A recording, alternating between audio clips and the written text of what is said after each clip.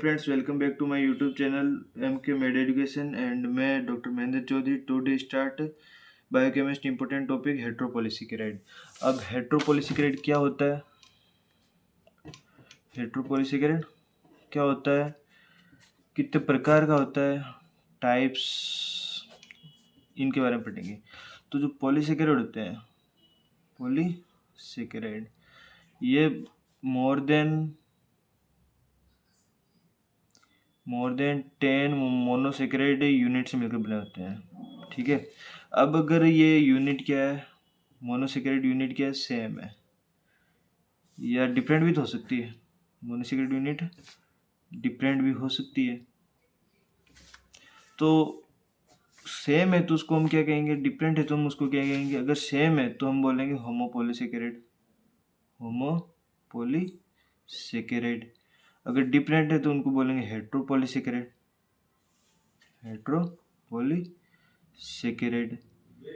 ठीक है, तो हेट्रोपॉलीसेकेराइड की डेफिनेशन क्या हो गई, जिसमें वे पॉलीसेकेराइड कंपाउंड जिनमें मोनोसेकेराइड यूनिट डिफरेंट होती है या उनके डेरिवेटिव होते हैं वो डिफरेंट होते हैं। तो when polysaccharide are composed of different type of sugar और देयर डेरिवेटिव, ये इसकी सिंपल सी परिभाषा हो गई। ठीक है, अब हेट्रोपॉलीसेकेराइड के बारे में स्टडी करेंगे। तो सबसे पहले इसमें हम स्टडी करेंगे म्यूकोपॉलीसेकेराइड। किसकी? म्यूकोपॉलीसेकेराइड। जो म्यूकोपॉलीसेकेराइड होते हैं ये क्या होता है, इनको हम कहते हैं ग्लाइकोस एमीन ग्लाइकेंस भी कहते हैं, ग्लाइको एमीन ग्लाइकेंस भी कहते हैं। ठीक है, पहले तो इसकी हम बात करते हैं ये है क्या। तो ये बने होते हैं शुगर डेरिवेटिव से। किससे बने होते हैं? Sugar derivative. शुगर डेरिवेटिव जैसे कि एक तो यूरानिक एसिड हो गया, यूरानिक एसिड प्लस ग्लूकोज मिलके या ग्लैक्टोज मिलके उसका बना देंगे, ग्लूको यूरानिक बना देंगे या ग्लैक्टो यूरानिक बना देंगे। दूसरा हो सकता है अमीनो शुगर, हो सकती है अमीनो शुगर, ग्लाइकाइस एमिनो शुगर एसिड। ठीक है, तो heteropolysaccharide definition, when polysaccharide are composed of different type of sugar और देयर डेरिवेटिव।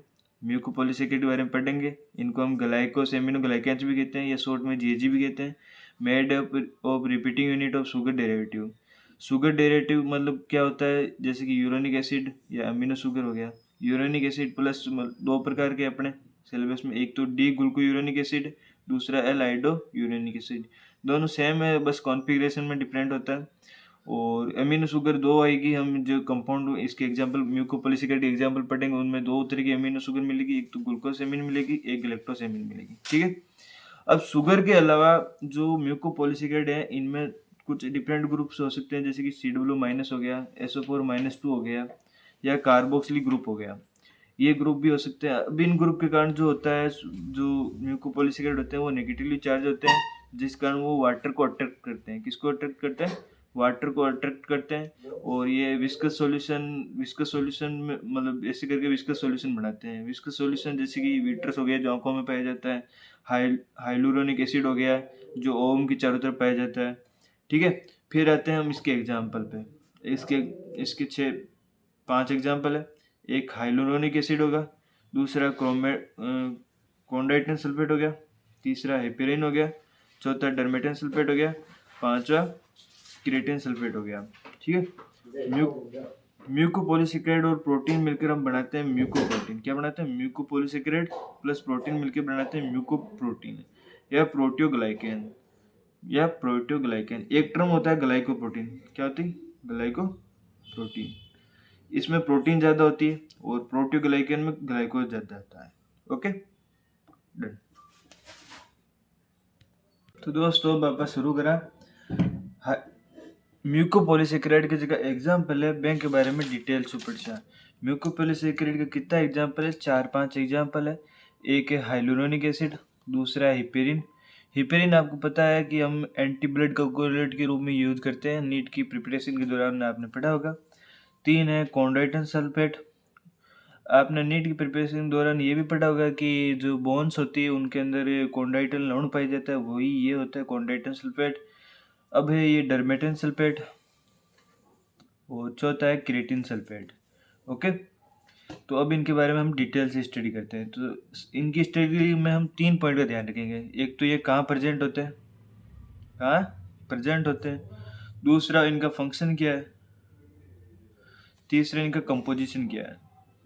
इनको इनके बारे में सबके बारे में ये 3 चीज़ें याद रखनी। एक कहाँ प्रेजेंट होते हैं, फंक्शन क्या है, कंपोजिशन क्या है। ठीक है, तो हम सबसे पहले देखते हैं हाइलुरोनिक एसिड। हाइलुरोनिक एसिड, ठीक है, तो ये कहाँ प्रेजेंट होता है, कहाँ प्रेजेंट होता है। तो ये 3 जगह प्रेजेंट होता है। एक तो कनेक्टिव टिश्यू ले सकते हैं, कनेक्टिव टिश्यू, या जॉइंट्स में, एंड जो आई में एक विट्रस फ्लूइड होता है, लेंस के पीछे होता है विट्रस फ्लूइड, उसमें प्रेजेंट होता है। ओके, फिर उसके इसके फंक्शन क्या है। अब जॉइंट्स में है तो ये क्या काम करता है, लुब्रिकेशन का काम करता है, लुब्रिकेशन का काम करता है। और आपको पता है नीट की प्रिपरेशन दौरान आपने पढ़ा होगा कि जो ओवम होता है ना, अराउंड सराउंडेड ओवम के चारों तरफ भी ये प्रेजेंट होता है हाइलुरोनिक एसिड। ठीक है, एक ये लुब्रिकेशन का काम करता है, ठीक है, और दूसरा ये शॉक एब्जॉर्बर का काम करता है, शॉक एब्जॉर्बर का काम करता है। इसका कंपोजिशन क्या है, ये बना होता है डी ग्लूको यूरोनिक एसिड, और प्लस बना होता है एन एसिटिल ग्लूकास एमीन। मैंने शुरू में ही बताया था जो म्यूकोपॉलीसेकेराइड होते हैं, एक तो वो यूरोनिक एसिड से मिलकर बने होते हैं, दूसरा वो अमीनो शुगर से मिलकर बने होते हैं, यानी कि जो ग्लूकोज होते हैं उसकी डेरिवेटिव से मिलकर बने होते हैं म्यूकोपॉलीसेकेराइड। तो ये म्यूकोपॉलीसेकेराइड का पहला एग्जाम्पल कंप्लीट हो गया। दूसरा एग्जाम्पल है अपना हिपेरिन। क्या, हिपेरिन। हिपेरिन, पहले इसका फंक्शन देख लेते हैं। ये एक एंटीकोगुलेंट है, जो ब्लड होता है ना उसको बाहर अगर बॉडी से बाहर निकाले तो उसमें हिपेरिन मिला देना तो उसका क्लॉटिंग नहीं होगी, तो ये ब्लड को क्लॉट होने से रोकता है, इसलिए एंटीकोगुलेंट है। ओके, और ये कहाँ प्रेजेंट होता है, प्रेजेंट इन, हिपेरिन ब्लड में प्रेजेंट होता है, लंग्स में प्रेजेंट होता है, लीवर में प्रेजेंट होता है, स्प्लीन में प्रेजेंट होता है। ठीक है, और अब इसका कंपोजिशन क्या है, कंपोजिशन क्या है, तो इसका कंपोजिशन है एक तो ग्लूको यूरोनिक एसिड, दूसरा सल्फेटेड ग्लूकामीन, सल्फेटेड ग्लूकास एमीन। ये भी देख लो यूरोनिक एसिड से मिले बना था और अमीनो शुगर हो गया, और इसमें सल्फेट ग्रुप होता है एक्स्ट्रा, इसमें एन एसिटिल ग्रुप था एक्स्ट्रा। ठीक है, ये देखो शुगर डेरिवेटिव होते हैं uronic acid plus amino sugar से मिलकर बने होते हैं। जो यूरोनिक एसिड है वो 2 तरह का है, एक तो डी ग्लूको यूरोनिक एसिड, एक L आइडो uronic acid. Amino sugar है ग्लूकासेमिन और ग्लैक्टोसेमिन। तो हमने 2 पढ़ा है अभी, उनमें दोनों में कौन सी शुगर आ रही है, ग्लूकासेमिन आ रही है, और दोनों में कौन सा यूरोनिक एसिड आ रहा है, डी ग्लूको यूरोनिक एसिड आ रहा है।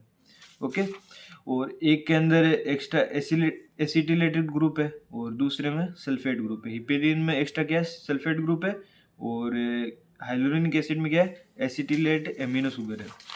ठीक है, हाइलोरोनिक एसिड ये देख लो, इनके बारे में 3 पॉइंट डिस्कशन करना है हमें। प्रेजेंट कहाँ होता है, फंक्शन क्या है, कंपोजिशन क्या है। हाइलोरोनिक एसिड प्रेजेंट कहाँ होता है, कनेक्टिव टिश्यू में होता है, साइनोवियल फ्लूइड में होता है, और विट्रस ह्यूमर ऑफ आई में होता है। ठीक है, फंक्शन क्या है, lubricant in joint and shock absorber.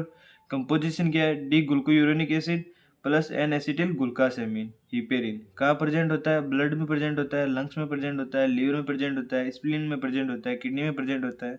Function क्या है, एंटीकोगुलेंट होता है। कंपोजिशन क्या है, ग्लूकोयूरोनिक एसिड प्लस सल्फेटेड ग्लूकासेमिन। तो हमारे पास बचे हैं 3 एग्जाम्पल, एक है कॉन्ड्राइटिन सल्फेट, एक है क्रिएटिन सल्फेट, एक है डर्मेटिन सल्फेट। इन तीनों में सल्फेट है, आसानी से याद हो जाएगा। कॉन्ड्राइटिन, कॉन्ड्राइटिन लोन कहाँ पाया जाता है, बोन्स में पाया जाता है, कार्टिलेज में पाया जाता है, ऐसे याद रख लो। डर्मेटन स्किन होती है, उसके लिए क्या याद रख, मतलब क्या बोलते हैं, डर्मेटोलॉजी, तो उससे याद रख लो, स्किन में पाया जाता है। एक पॉइंट याद रख लो, काफ़ी होता है। ठीक है, तो इन तीनों में क्या डिफरेंस है और क्या सिमिलरिटी है इसके बारे में देखते हैं। तीनों के बारे में सेम 3 पॉइंट पढ़ेंगे, कहाँ प्रेजेंट होता है, कंपोजिशन, ठीक है, प्रेजेंट क्या होता है, कंपोजिशन क्या होता है, और तीसरा है कि इनका फंक्शन क्या है, फंक्शन क्या है। तो सबसे पहले हम कंपोजिशन देख लेते हैं। क्या कंपोजिशन, तो तीनों में है ना डी ग्लूकासेमिन है ना, डी ग्लूकासेमिन सेम होता है, मतलब एन एसिटिल ग्लूकासेमिन क्या होता है, सेम होता है। इसमें भी एन एसिटिल ग्लूकासेमिन हो गया, इसमें भी एन एसिटिल ग्लूकासेमिन हो गया, ठीक है। फिर इसमें दूसरी वाली यूरेनिक एसिड होता है, उसका क्या करना है। तो जो क्रिएटिन सल्फेट होता है ना, इसमें यूरेनिक एसिड होता है नहीं, इसमें केवल ग्लैक्टोज होता है। ये एक ऐसा म्यूकोपॉलीसेकेराइड है जिसके अंदर यूरेनिक एसिड होता ही नहीं है, इसमें सिर्फ क्या होता है, ग्लैक्टोज होता है।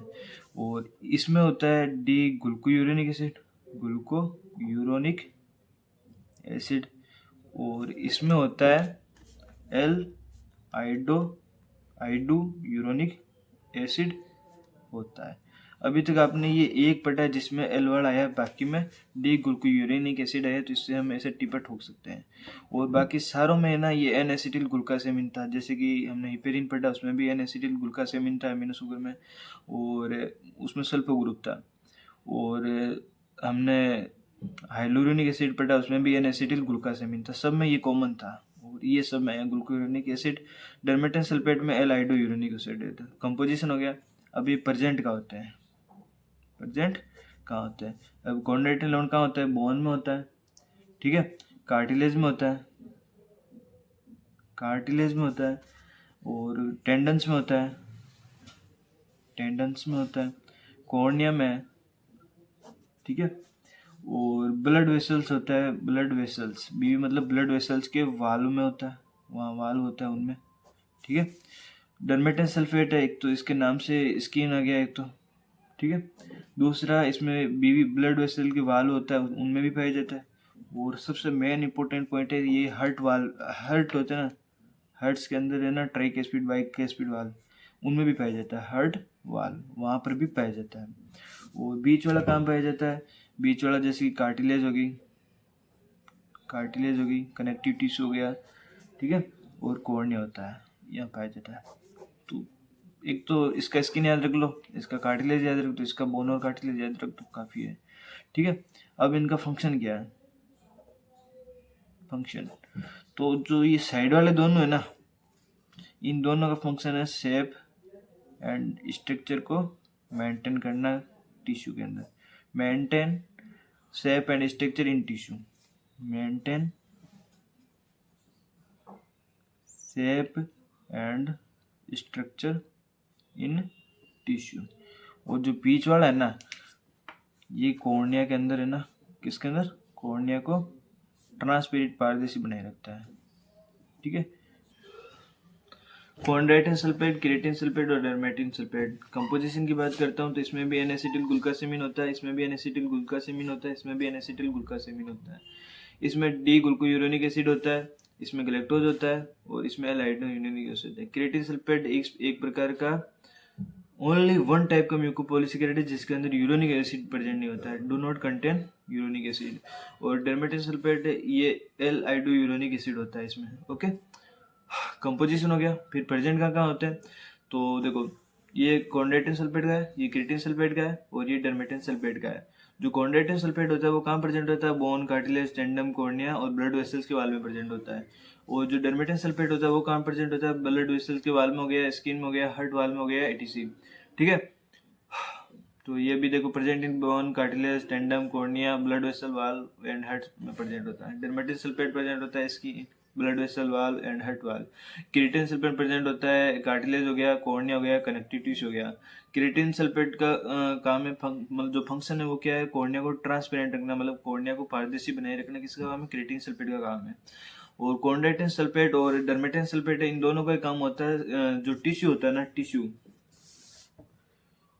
टिश्यू उसके शेप एंड स्ट्रक्चर को क्या करना, मेंटेन करना।